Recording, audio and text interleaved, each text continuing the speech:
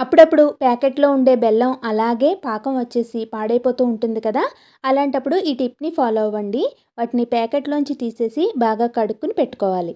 తర్వాత ఇలా వెడల్పుగా ఉండే గిన్నెని తీసుకొని దాంట్లోకి వాటర్‌ని పోసుకోవాలి. నేనిక్కడ 4 గ్లాసుల వరకు వాటర్‌ని తీసుకుంటున్నాను. బెల్లాన్ని బట్టి వాటర్‌ని పోసుకోవాలి. ఇప్పుడు వాటర్‌లోకి కడిగి పెట్టుకున్న బెల్లాన్ని వేసుకొని మరిగించుకోవాలి. ఇలా వెడల్పుగా, పెద్దగా ఉండే గిన్నెని తీసుకోవడం వల్ల బెల్లం కరిగి మరిగేటప్పుడు మనకి ఆ వాటర్ అంతా కూడా స్టవ్ మీద పొంగిపోకుండా ఉంటుంది.